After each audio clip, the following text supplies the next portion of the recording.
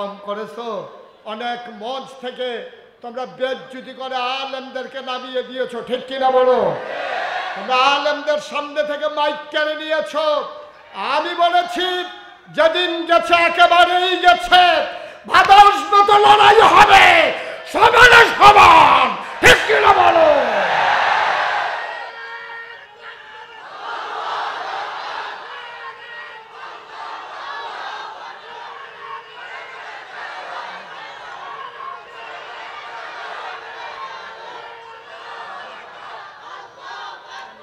আল্লাহ যেন হেফাজত করে, সবাই কোনা আমিন। এই যে দুষ খুঁজা পায় না, এই একটা কইয়া দিলাম আর কি, কি দুষ, ঠিক কিনা কও?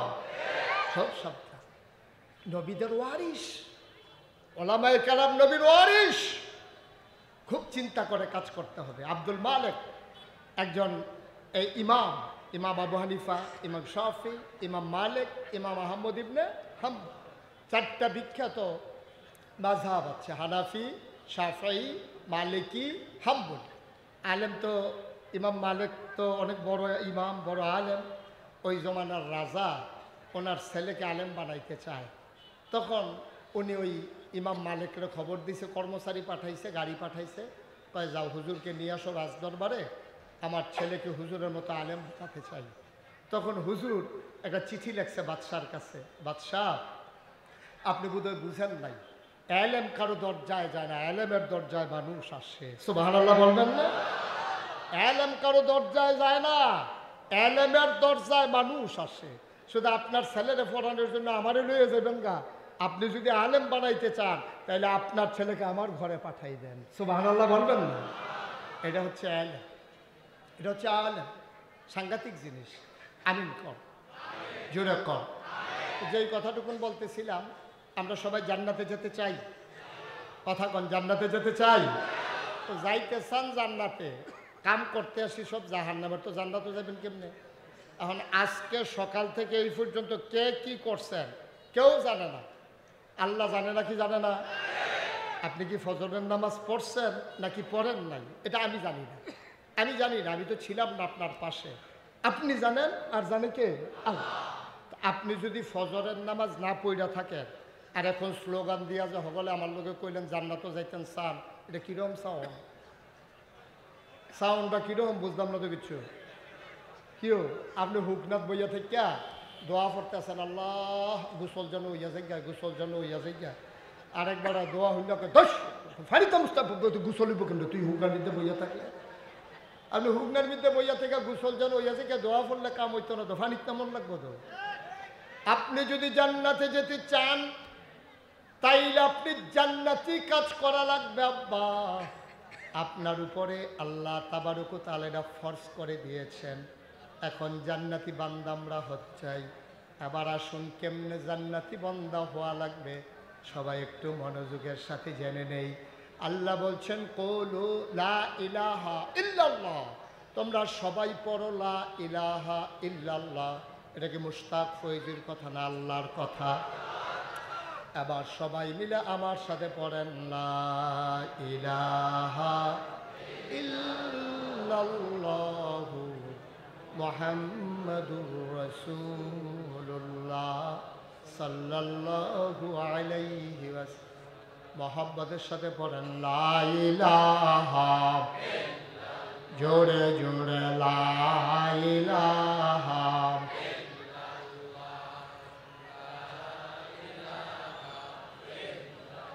আরো জোরে লা ইলাহা, মধুর সুরে লা ইলাহা, মাশাআল্লাহ লা ইলাহা।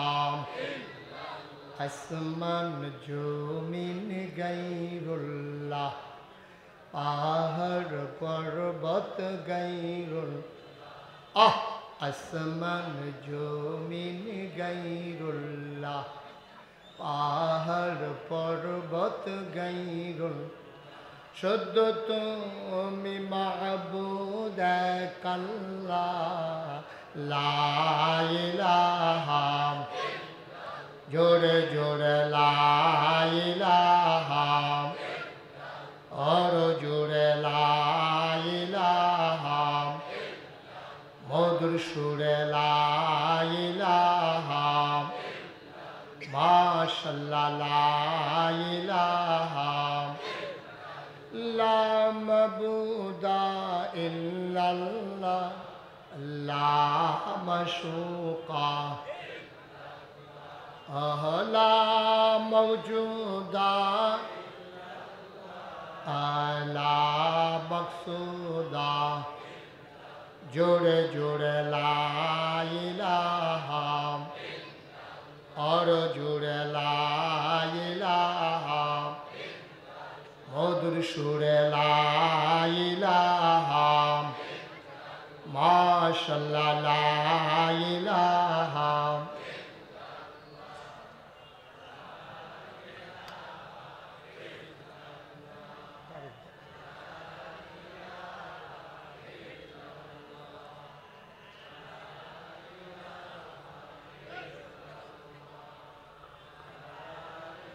তারে জাতা দিয়া বল লা ইলাহা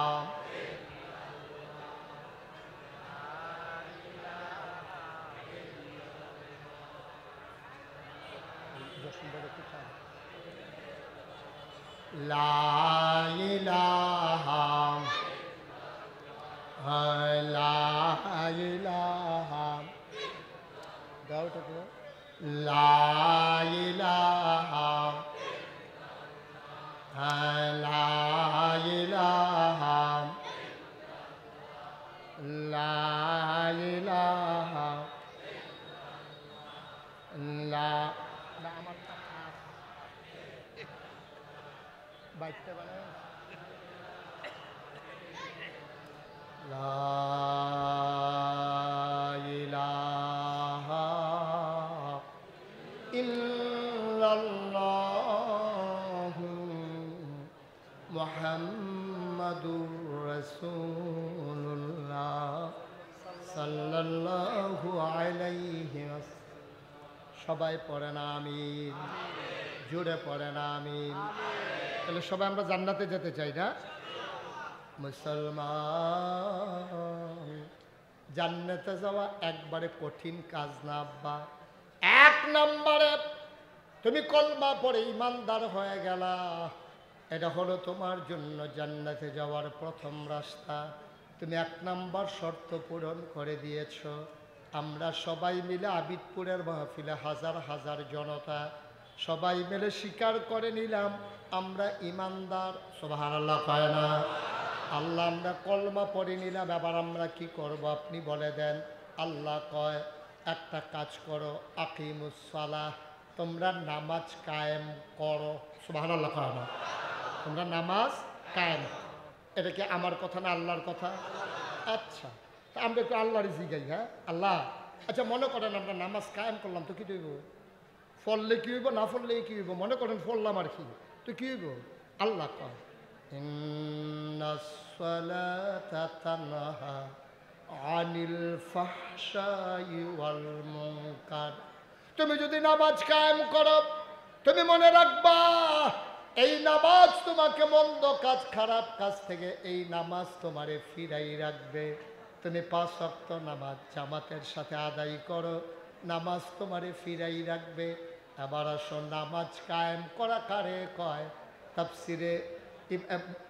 তাফসিরে মারিফুল কোরআন আল্লামা শফি রহমাতুল্লাহ আলাই, পাকিস্তানের বিখ্যাত একজন মুফাসসির, উনি কয় নামাজ কায়েম করা মানে হইল 2টা জিনিস। এক নম্বরে ফরজের জায়গায় ফরজ, ওয়াজিবের জায়গায় ওয়াজিব, সুন্নতের জায়গায় সুন্নত, মুস্তাহাবের জায়গায় মুস্তাহাব, মুস্তাহাসানের জায়গায় মুস্তাহাসান, সবগুলোকে জায়গা মতো ঠিক রাখা, তারে কয় নামাজ কায়েম করা। বলো সুবহানাল্লাহ। কত মজার কথা!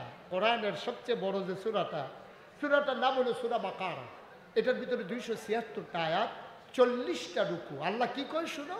আল্লাহ কয় আলিফ লাম মিম যালিকাল কিতাবু লা রাইবা ফি হুদাল লিল মুত্তাকিন। এই কোরআনটা হলো যারা ওই জান্নাতে যাইবে হুজুরের লগে স্বীকার করছিলা, তোমরা লাগে এই কোরআনটা হলো হেদায়েত। তাইলে এই মুত্তাকিন কারা? ইউমিনুনা বিল গায়ব ওয়া ইউকিমুনাস সালাহ। এই অদৃশ্যের উপরে বিশ্বাস করা আর নামাজ কায়েম করা। সুবহানাল্লাহ বলবেন না? এখন থেকে যে উঠবে তার আর বিচার হবে না। উঠেন, কারা কারা উঠবেন? যে উঠবো তার কোনো বিচার নাই, বিচার হইব লগের তারা। যে আপনারা লগের থেকে উঠতে গেল কেমনে, সেইটা বিচার হইব। তে তো বুঝে না, তে যদি বুঝতো তে তো উঠলো না। তে না হল কম, আপনার না হল বালা। যেহেতু উঠতে যেতেছে তার আহল কম তো, আর নইলে তো মাহফিল হালাই গেল নই। আর আপনার তো আহল বালা, আপনি তো বুঝছেন যে মাহফিলতে উঠন যায় না। তো এই বুঝটা তার ভিতরে কামও লাগান না কুতুরা, তো এত কারবারটা সারে। আমরা তো সমস্যা এটাই, খারাপ মানুষ তো বাংলাদেশে বেশি না, হাতে কোনা কয়জন, কিন্তু খারাপটি ডাক দিলে যে হুনে না অথবা ডাক দেয় না, এটা হলো মূল সমস্যা। দেখছেন না, গোটা পৃথিবীর মানব সভ্যতার ইতিহাসে এই ঘটনা নাই যেটা বাংলাদেশে 24 সালের 5ই আগস্ট ঘটেছে। পৃথিবীর ইতিহাসে এই ঘটনা নাই। সরকার তো বদল হবে, আন্দোলনের মুখে হোক, সরকার মারা যাওয়ার কারণে হোক, ভোটের কারণে হোক, সরকার বদল হবে, এটাই স্বাভাবিক। কিন্তু সরকার বদলের সাথে সাথে 330 জন মেম্বার অফ পার্লামেন্ট, আমলা কামলা বদুল্যা, র্যাব, গোয়েন্দা, ঊর্ধ্বতন কর্মকর্তা, উপদেষ্টা সব একলগে দেশ ছেড়ে পালাই গেছে। বাংলাদেশ ছাড়া আর কোথাও হয় নাই, ঠিক কিনা বলে? বাংলাদেশেই সম্ভব, এটা বাংলাদেশেই হয়েছে। আমরা ওই ওই ওই ওই ছেলেটা যে লেজার টিপ আপনারা দেখেন না কেউ? সবাই কোন আমিন? তে মনে করছে আমি লেজার টিপ দিলে নাই মালা, লেজার টিপ দিলে যে আমার ওয়াজ আরো জমেতে, এটা বুঝছে না। ওই যে কত আরেকটা মনে করছে, এটা কি কইলাম রে, এই মাহফিল যে হুজুরের স্লিপ দিছে, হুজুরে যত স্লিপ পায় ওয়াজ আরো বাড়াইয়া করে। 17টা দিছে, কয়টা? 17টা স্লিপ দিছে হুজুরে, ওয়াজ সুরা লাইতেছে। নামনের পরে কই হুজুর 17টা স্লিপ দিলাম আপনারে, আপনি কিন্তু ফইরেও চাইলেন না। আপনি এই যে শুরু করছেন চোখ বন্ধ করিয়া, থামাথামির নাম গন্ধ নাই, ফিসি দিয়ে ফুন্টজন হুজুর জন্মা গেছে গা। আপনি কি শুরু করছেন? হুজুরকে আরে তোরা যে স্লিপ দিছ, আমি মনে করছি ওয়াজ ভালা হইতে আছে বাড়াইয়া করণের লেগে। আমি তো আল্লাহ গেলা কি নাম তুইটা সারফর তো হচ্ছে মাইকসারি না। আমরা যে তোর যে এই কারবার, এটা তো আমি বুঝছি না। আমি তো মনে করছি ওয়াজ ভালো হইতে আছে, যে হুজুর আপনি চালাই জানার লেগে স্লিপ ধরিও না, 10টা চালাই যেতে আছে। একটু ধৈর্য ধরে বসেন, জরুরি কথা আছে, দিক নির্দেশনা নিয়ে বাড়িতে যাওয়া লাগবে। আজকে বাংলাদেশ একটা ক্রাইসিস পিরিয়ড ওভারকাম করছে। বাংলাদেশ আজকে একটা ক্রাইসিস পিরিয়ড ওভারকাম করছে। ঘরের শত্রু, বাইরের শত্রু, এর ভিতর দিয়ে কেমনে যে আমরা বাচ্চা থাহ, এটা নিয়ে মারাত্মক কথা। তো আরেকটা মনে পড়ে গেছে, কি কই এইটা, এই আরেকটা কথা হইলো, ওই এটা বোধ হয় জসিম বাইরে দেখে বোধ হয় কথা বেশি বেশি মনে পড়তে আছে। মার হাবা কয় না রে, একটা রিক্সা চালায়, তে জীবনে তোর গিরুস্তি করছে না, তার বউয়ে অন্য তারা যে খ্যার হুগায়, তারপরে গিয়া যে দান এই আল্লাহ চাল করে, তার বউয়ের খুব আনন্দ লাগে। আহা, সকলে কি সুন্দর খ্যার হুগায়, শৈলকুট কুড়ায়, খাজন যায়। হ্যাঁ, তারপরে গিয়া এই যে ধান হুগাইতে আছে, আল্লাহ চাল দিয়ে ফিডা বানাইতে আছে। আমরা এমন কোফাল সব কিনা, খালি বাতের চাল ছাড়া আমরা কোনো কিচ্ছু নাই। আর যে আইও আমরা তাইনের দরাম পদুর গিরুস্তি যেন করে। হ্যাঁ, তো রিক্সা টিক্সা চালাই খাইতে বইসে পড়ে, তার বউয়ে লগে দিয়া বইয়া কইতে আছে, আপনি সকলে গিরুস্তি করে, আপনি কি 2 ঘন্টা খেতে কদুর গিরুস্তি করতেন পারেন না? মানুষে শখ করেও তো করে। তাকে আমার দিয়ে এটা হইতো না, সহালে বাড়ি জেগে রিক্সা লিয়া রাইতে আই, এরপরে মাইদি দিয়ে গিরুস্তি এটা সময় রাখো। আপনি একটু আশা করে, আমি যেহেতু আশা করছি আপনি যেমনি কদুর করে।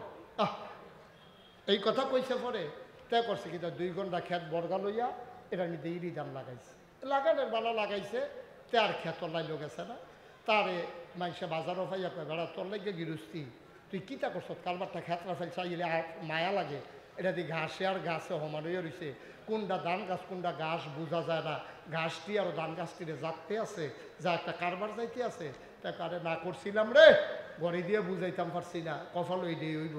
তে বাইক গিয়া খাইতে বসে পরে তোমার কইতাম না যে আমার দিয়ে গিরস্তি হইতো না। অহন বেলা আমরা খেত ধান গাছের টেবিলে ঘাস বড় হইয়া রয়েছে, কিতা করো রহ। এটা বুদ্ধি করে রাখছি, টেনশন করেন না। কই উত্তর বাড়ির চাষারে কইয়েন কালকে সহালে আমি ফিডা বানাই, 2টা ফিডা খাইতো। এবার আর আবার মুখ লাগে আনতে সময় খেতের কান্দা দিয়ে গুড়ান দিয়ে আনবে।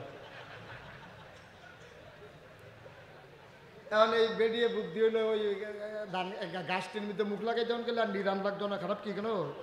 এখন হাতে গিয়া সেটা সহালে কইছে চাচা আইয়েন, কয় কো আমরা ভাই আপনারা বউয়ে ফিডা বানাইছে, কইছে 2টা ফিডা খাইবেন। কারে তা আগে কইবি না? আচ্ছা চল এখন রওনা দিয়ে তে করছে কি, এই রাস্তা দিয়া নাই খেত কোনাইচ্ছা নামছে নাইমা তার যে ক্ষেত্রে এটা চারিগুল দেখালি ঘুরে। তা হেবাটা কি তার এখন ঘুরোস কেড়ে কয় চাচা ক্ষেত্রা আমি করছিলাম। তুই করছ? কহ এর লেগে তো ঘুরতে আস। আমি তো কয় চাচা আসান না, খেয়াল করে আসান না এই ধান গাছটি রে কেমনে ঘাসে একটা ফেস লাগাই রাখছে, তারপরে তো কইব মুখ লাগাইব তো গাছটি জ্বলিয়া যাবো গা। এই আশায় তে যখন কইছে চান না যে ধান গাছটির উফরি দা কেমনে গাছটি বাইয়া রয়েছে, এবার আইস দিয়া সেটা আমিও তো চিন্তা করতেছি এত ঘাসের ভিতরে ধান গাছটি রয়েছে কেমনে।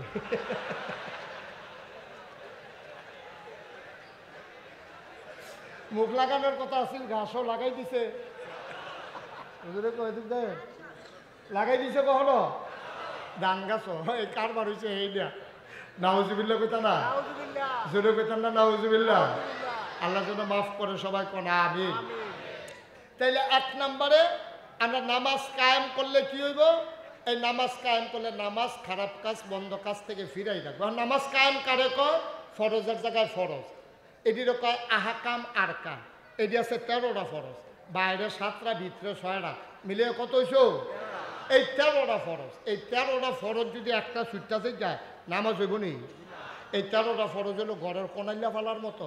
মাইদি দিয়ে একটা ফালা না থাকলেও ঘরটা কোনো পড়ে লইয়ে পড়ে না, কিন্তু কোনাইল্লা ফালাটা পড়ে গেলে গা এই ঘরটা রাহন যায় না। এই 13টা ফরজ হলো কোনাইল্লা ফালার মতো। এটি কোনো মাইদের ফালাটা যেটার লোকে জানালা লাগাইবা দরজা লাগাইবা, এই 13টার উপরে নামাজটা খেয়ে রয়েছে, এইটারে ঠিক মতো রাহন, এইটারে কয় এই নামাজের আহকাম আরকান 13 ফরজ। এই 13 ফরজের ভিতরে আপনার এই নামাজ পড়ার অন্যতম প্রধান শর্ত হলো পবিত্রতা। পবিত্রতা মানে আপনার ফরজ গোসল হইলে ফরজ গোসল করার, অজুর কাম লাগলে অজু করার, অজু আর গোসল না পারলে তায়াম্মুম করার, এটা হলো 1 নাম্বার। এই জন্য কয় আসসালাতু মিফতাহুল জান্নাহ আল ওযু মিফতাহুস সালাত। কয় নামাজ হলো জান্নাতের চাবি আর অজু হইলো নামাজের চাবি। সুবহানাল্লাহ বলেন না? এখন এই অজু গোসল এটি ফরজটি করণ লাগবে। এখন বাংলাদেশে যেই ব্যবস্থা শুরু হয়েছে ওখানে তো গজব করে দিছিল, তো লেহাপড়ারে যেই জায়গাত নিয়ে আটকাইছিল, যদি এই সরকার বদল না হইতো তাহলে আমরা তারা চাদর বিছান না এক্সপার্ট হইল। কারণ লেহাপড়ার নামে মাইয়া ফান্ডা চাদর বিছান হিয়ায়, তারপরে গিয়া আলুর ভর্তা কেমনে বানান লাগে এডি শিহায়, আলু এরকম 4 কোনা করে আলু কাটিতে হয়, তারপরে এই আলু ডেক্সির ভিতরে সিদ্ধ করিতে হয়, তারপরে চুলিতে হয়, তারপরে মথিতে হয়। হ্যাঁ, আলু কেন্দ্রের ভর্তা বানাইব। আচ্ছা, এই অসিব্য কারবার আসেনি জসিম ভাই? মনে হয় না আমরা আগে আস্তা আলু খাইছি, তারা ইয়া ভর্তা বানান হিয়েছে, এই একটা ভাব। কার কইতাম এই দুঃখের কথা, গজব করে দিছে। মাইয়া পান্ডা চাদর বানান শিহায়, তারপরে ফলা প্যান্ডের ব্যাঙ্গে কেমন লাভ দেয়। আচ্ছা, তারে ব্যাঙ্গের লাভ শিহানের দরকারটা কি থেকে ব্যাঙ্গ হইব বাঁচলে? তো তারে ব্যাঙ্গে কেমনে লাভ হয়, সাইকেল কেমনে কিরিং কিরিং, এটা কি আমি মানে এরকম পরবরা ফোরা আমার এই জীবনে আমি আর দেখছি না। এই কারবার গজব করে দিছিল। আল্লাহর মেহেরবানি হয়েছে, আবার লেখাপড়ার দিকে একটু সুযোগ ফিরে আসছে। গজব তো হয়ে গেছিল, জাতি ধ্বংস হয়ে গেছিল। ফলাফাইল ফরার টেবিলতে উঠে গেছে গা, মা বাপে অতিষ্ঠ হয়ে গেছে গা, মা বাপে আশা চাইটা দিছে, ওখান বই না কিনা দিয়া তাদের ডেলি দুধ আর ডিম খাওয়ায়। দেখো আম্মা তুমি যে আমার বই কিনা দাও না, দুধ ডিম খাও গে? তা এই বই দিয়া কোনো তোর পড়া হইতো না, দুধ ডিম খাওয়াইয়া শরীরটা বানাইতাম, পারলে বিদেশ পাঠাই দেন। পড়া যে হইতো না এটা তো সত্য, হে ভিডিও বুঝা লাগছে। এর লেগে তারে বইয়ের টেহা দিয়া দুধ খাওয়ায়, তারে ডিম খাওয়ায়, শরীরটা ফুলফুন্ডে উঠলে তারে হয় পুলিশও দিয়া লাগবো, না হলে আর্মিতে দিয়া না হলে বিদেশ পাঠাই দিব। তো মাফে হইলে সারে তারে মাফে বানা। ভাইও কি যে গজবের ভিতরে আমরা, আল্লাহ হেফাজ আমিন কইতেন না? জোরে কন্যা উজুবিল্লাহ। এই লেখাপড়ারে গজব করে দিছে, সাইকেল চালান শিখায়, তারপরে গিয়া ওই হাসপাতাল পরিদর্শন শিখায়, নদীর পাড়ে দাঁড়াইয়া দাঁড়াইয়া কীভাবে অপলোক দৃশ্য এই দেখা লাগে এইগুলা শিখাইতে আছে। ফলা মাইয়ার অবাধ বিচরণের মাধ্যমে ধ্বংস করে দেওয়া হচ্ছে। আমি বলেছি আমরা মেয়েদের লেখাপড়ার বিরুদ্ধে না। আমি মুশতাক ফয়েজি, আমি বিশ্বাস করি আমার মেয়েদের লেখাপড়া দরকার, কারণ আমার মায়ের যদি সিজার হয়, আমার ওয়াইফের যদি সিজার হয়, তাহলে পুরুষ ডাক্তার সিজার করুক, এটা তো আমি চাই না। কোনো পুরুষ ডাক্তার আমার মহিলার লজ্জাস্থান কেটে সিজার করবে, পেট কেটে, এটা তো আমরা কেউ চাই না। আমরা চাই এখানে মহিলা ডাক্তার আসো। তো মহিলা ডাক্তার হইব কেমনে? লেখাপড়া করলে না মহিলা ডাক্তার হইতো, তাইলে মেয়েদের লেখাপড়ার বিরুদ্ধে গেলে মহিলা ডাক্তার হবে কেমনে? মহিলাদের ভিতরে টিচার হবে কেমনে? আমরা চাইছিলাম মেয়েরা লেখাপড়া করুক, তবে বেপর্দা হইয়া না, পর্দার ভিতরে, ঠিক কিনা? আমরা মেয়েদের, আমরা যে কই যে পর্দার ভিতরে, এইটাই কেউ কেউ ভাল লাগে না, কয় তারা হুজুররা বোধহয় মাইয়া ফানের লেখাপড়া চায় না। বেড়া, আমরা তো পৃথিবীর মানুষকে সভ্যতা শিখাইছি কি? এই স্পেনের সভ্যতা আমাদের, কর্ডোবার সভ্যতা আমাদের, ইউরোপের সকল সভ্যতা মুসলমানের, ঠিক কিনা বলো? আমরাতে সভ্যতা শিক্ষা, আমরারও সভ্যতা শিখাও। আমরাতে সভ্যতা বেড়া, আমরা ঘুরে ঘুরে সভ্যতা শিখাইলাম। নবীজি যখন বিদায় হজের ভাষণের সবাই বলছে বাল্লিগু আন্নি ওয়ালাও আয়া, এই যে যেখানে পারো ছড়িয়ে পড়ো, আমার কথাগুলো দিক বিদিক ছড়িয়ে দাও। অনেক মুসলমান সেনাপতি ঘরে আর ফিরে যায় নাই, বের হয়ে গেছে। ঘরের ভিতরে বাচ্চা দিয়ে খবর পাঠায়, তোর আম্মারে কইস নবীজির হুকুম পালন করার জন্য আমি ছড়িয়ে পড়লাম, ইসলামের আলু ছড়িয়ে দেওয়ার জন্য। সেনাপতি সৈন্য নিয়ে বের হয়ে গেছে, গ্রামের পর গ্রাম, জনপদের পর জনপদ, উপজেলা জেলা বিজয় করে করে সমুদ্রের কিনারে চলে গেছে। সমুদ্রের সামনে গিয়ে ঘোড়ার দুইটা পা নামাই দিছে। পা নামাই দিয়া সেরা সেনাপতি বলতেছে, এই গ্রামের যারা মানুষ আছে তাদেরকে ডাইকে আনো। গ্রামের মানুষ আসার পরে জিজ্ঞেস করতেছে, ভাইয়েরা আপনারা কি জানেন এই সমুদ্রের ওপারে কি আছে? কয় না, আমরা জানি না। এই সমুদ্রের ওপারে আমরা শুধু জানি পানি আর পানি, ওখানে আর পরে কি আছে জানি না। সাহাবা আকাশের দিকে হাত বাড়িয়ে চোখের পানি ছেড়ে দিয়ে কয়, আল্লাহ ও মাওলা ও রব্বে কারীম, ওরা যদি বলতো সমুদ্রের ওই পারে আরেকটা জনপদ আছে, আরেকটা গ্রাম আছে, ওখানেও একদল মানুষ আছে, খোদার কসম আমি আমার এই উটটাকে, এই ঘোড়াটাকে সমুদ্রের ভিতরে সাঁতরে নামিয়ে দিতাম, সাঁতরে সাঁতরে ওপারে গিয়ে আমি দ্বীনের আলু পৌঁছে দিতাম। সুবহানাল্লাহ বলবেন না? মুসলমান শিখাইল সব, ভদ্রতা শিখাইল মুসলমান, সভ্যতা শিখাইল মুসলমান, নারীদেরকে মর্যাদা দিল মুসলমান। ১৫০০ বছর আগে কাফেরের জামানায় নারীদের কোনো মর্যাদা ছিল? মন চাইলে বিয়ে করছে, মন চাইছে তালাক দিছে, মন চাইছে ব্যবহার করছে। পুরুষ শাসিত সমাজে নারীদের কোনো মর্যাদা ছিল না। নবী এসে বললেন, আমার কাছে ৩টা জিনিস সবচেয়ে প্রিয়। ১ নম্বরে নামাজ, ২ নম্বরে সুগন্ধ, ৩ নম্বরে নারী জাতি। এই ৩টা জিনিস আমার কাছে প্রিয়। নারী জাতি বলতে কাফের বেদিনের এখন চিত্রিত করতে চায় নবী বুদয় কামুক পুরুষ। নাউজুবিল্লাহ বলবেন না? নবী বুদয় নারীর প্রতি দুর্বল, এই জন্য কইতেছে নারী তার প্রিয়। নবী কয়, আরে ব্যাককলের দল, আমি নারী বলতে স্ত্রী বুঝাই নাই, নারী বলতে বুঝাইছি মা, নারী বুঝাইতে বলছি মেয়ে, ঠিক কিরকম? এই ইসলাম দিল নারীর মর্যাদা, ইসলাম দিল মর্যাদা। এই জন্য আমাদের জাতীয় কবি নজরুল বলেন, এ বিশ্ব চরাচরে যা কিছু চির কল্যাণকর, অর্ধেক তার করিয়াছে নারী, অর্ধেক তার নর। এই পৃথিবীতে যত সভ্যতা দেখো, যত ভদ্রতা দেখো, একা একা পুরুষ করে নাই, পুরুষ করেছে, নারীও করেছে। পুরুষ জমিনে কাজ করেছে, নারী ঘরের ভিতরে ধান দিয়েছে। পুরুষ ওই হাসপাতাল এই যুদ্ধ করেছে, নারী তার সেবা করেছে তার রুম ভিতরে। এটাই হচ্ছে ইসলামের ইতিহাস। এই নারীদেরকে ইসলাম দিল মর্যাদা, তবে আল্লাহ তাআলা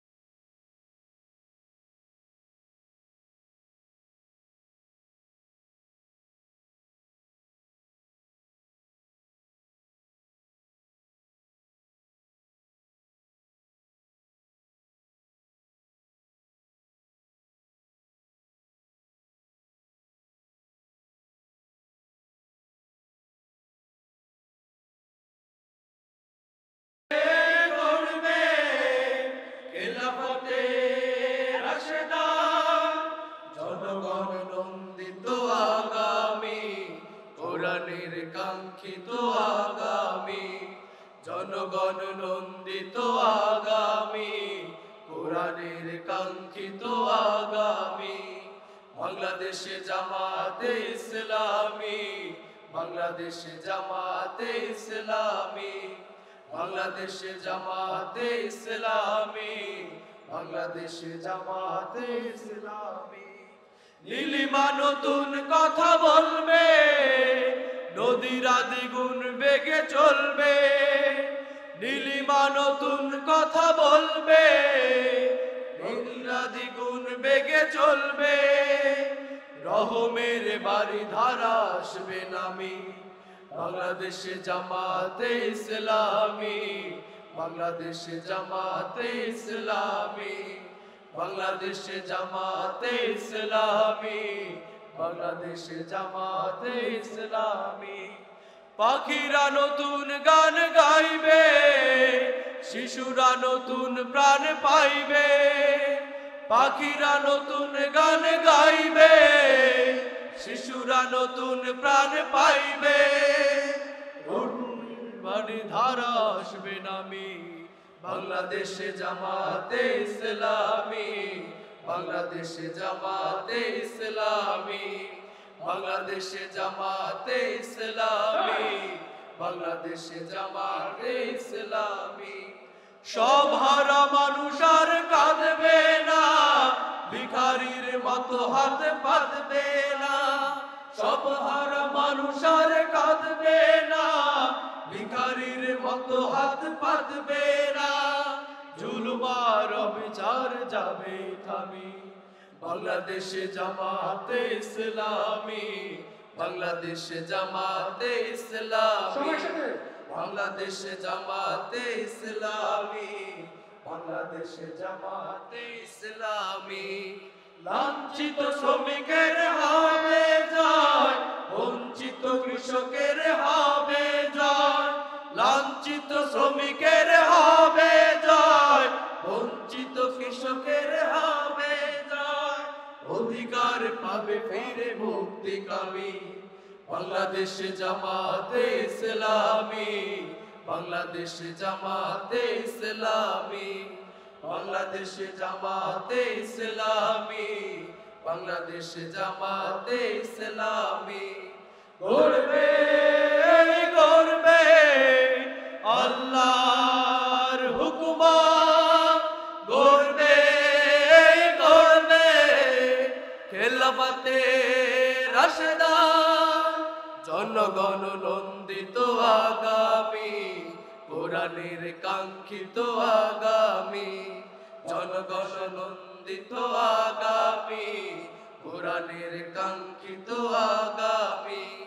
বাংলাদেশে জামাতে ইসলামী, বাংলাদেশে জামাতে ইসলামী, বাংলাদেশে জামাতে ইসলামী, বাংলাদেশে জামাতে ইসলামী, বাংলাদেশে জামাতে ইসলামী, বাংলাদেশে জামাতে ইসলামী, বাংলাদেশে জামাতে ইসলামী, বাংলাদেশে জামাতে ইসলামী।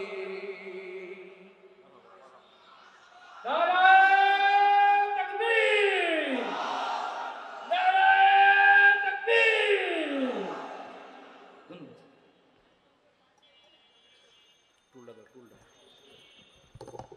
সংগ্রামী সাথী ও বন্ধুগণ, আজকের ঐতিহাসিক কর্মী সম্মেলনের এ পর্যায়ে বক্তব্য নিয়ে আসবেন আজকের কর্মী সম্মেলনের প্রধান আকর্ষণ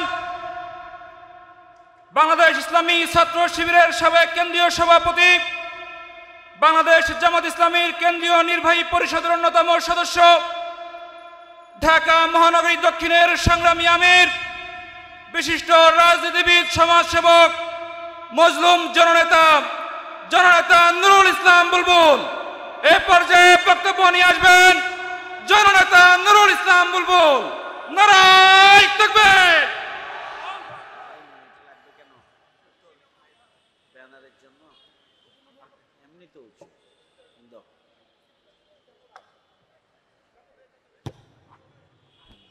আর একটু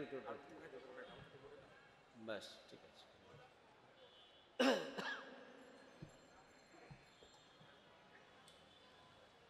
বিসমিল্লাহির রহমানির রহিম। বাংলাদেশ জামাত ইসলামী ঢাকা মহানগরী দক্ষিণের ওয়ারী থানা কর্তৃক আয়োজিত আজকের এই বিশাল কর্মী সম্মেলনের সম্মানিত সভাপতি, সম্মানিত বিশেষ অতিথিবৃন্দ, সমবেত সুধীমণ্ডলী, সাংবাদিক বন্ধুগণ, প্রাণপ্রিয় ওয়ারী থানার সংগ্রামী কর্মী ভাইরা, আসসালামু আলাইকুম ওরহমতুল্লাহি ওয়া বারাকাতুহু। আল্লাহ তাআলা শুকরিয়া আদায় করছি আলহামদুলিল্লাহ, যার একান্ত মেহেরবানিতে আমরা 17.5 বছরের জুলুম, নির্যাতন, নিষ্পেষণের মধ্য দিয়ে ছাত্র, তরুণ, যুবকদের নেতৃত্বে 5ই আগস্ট ঐতিহাসিক গণ অভ্যুত্থানের মধ্য দিয়ে আমরা একটি নতুন বাংলাদেশ পেয়েছি আলহামদুলিল্লাহ। এবং আল্লাহ রাব্বুল আলামিন আমাদেরকে স্বাধীন মতো কথা বলার, মত প্রকাশের, সভা সমাবেশের সুযোগ করে দিয়েছেন। এই জন্য আবারও শুকরিয়া আদায় করছি আলহামদুলিল্লাহ। রাসূল করিম সাল্লাল্লাহু আলাইহি ওয়াসাল্লামের প্রতি দুরূদ ও সালাম বর্ষিত হোক সাল্লাল্লাহু আলাইহি ওয়াসাল্লাম। সংগ্রামী ভাই ও বন্ধুগণ, 5ই আগস্টের গণ অভ্যুত্থানের পরে আমরা লক্ষ্য করছি বাংলাদেশের গ্রাম থেকে পাড়া মহল্লা, আনাচে কানাচে এবং রাজধানীর সকল শ্রেণী পেশার মানুষের মধ্যে আলহামদুলিল্লাহ জামাত ইসলামীর ব্যাপারে একটি আগ্রহের জায়গা তৈরি হয়েছে। জামাত ইসলামীর বিষয়ে একটা আকাঙ্ক্ষার জায়গা তৈরি হয়েছে। এটি কি জন্য তৈরি হয়েছে? আমাদের ছাত্রদের যে আন্দোলন ছিল, সেই আন্দোলনের স্লোগান ছিল উই ওয়ান্ট জাস্টিস, আমরা ন্যায় বিচার চাই।